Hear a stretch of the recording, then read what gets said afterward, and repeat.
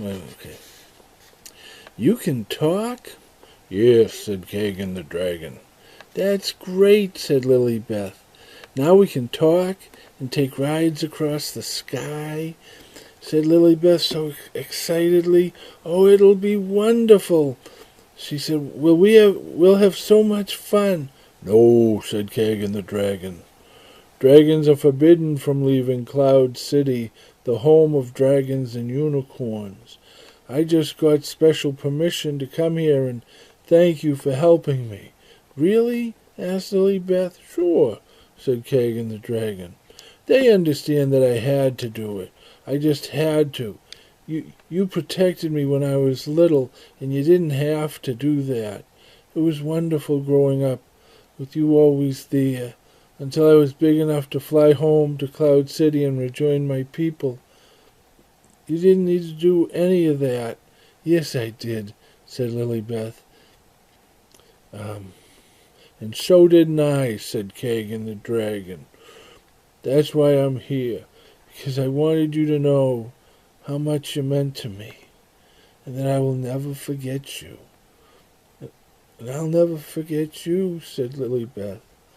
They really gave you permission to come visit me. Well, said Keygon the dragon, not really, but it's just something I had to do. I just had to break the rules this one time so I could thank you. Oh, Keygon, you must go back now before you get into any trouble.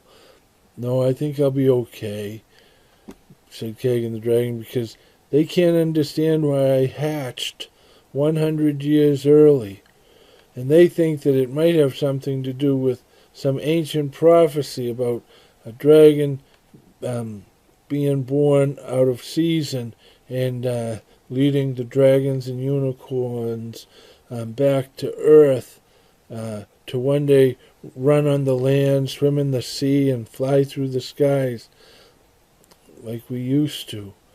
But it was just my solar-powered oven, said Lily Beth.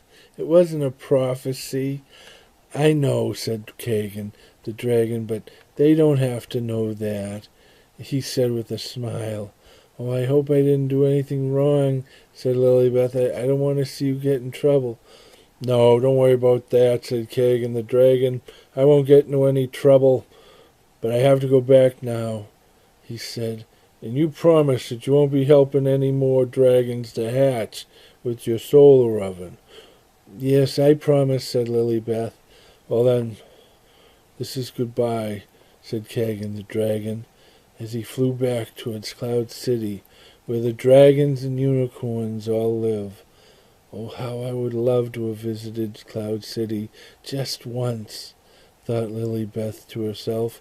And just then, as if he had heard her, Keygon the dragon turned around and flew back and swooped up Lily Beth onto his back, and they flew up to Cloud City with Lily Beth holding on for dear life as they flew past all of these unicorns and dragons, all focused on looking down at their phones and all far too busy to look up as a girl on a dragon flew past. Then Keygon the dragon flew Lily Beth home and said goodbye for real this time. The next day, looking at the local newspaper, Lily Beth was surprised that no one had reported seeing a girl on a dragon flying around the streets of New York City. How is this possible, she thought to herself. With all those people, they had flown by so focused on their own concerns that not one of them ever looked up to see a girl on a dragon fly by. What could be that important, she thought, that they never look up? So then Lily Beth went into the cottage where her mother paints all day and asked her mother if she could use some of her mother's painting supplies to paint a portrait of her friend. Her mother said, yes, of course, Lily Beth. Then Lily Beth painted a portrait of Keygon the dragon so she would never forget him. This is your friend? Asked her mother. Yes, said Lily Beth, my best friend. The end.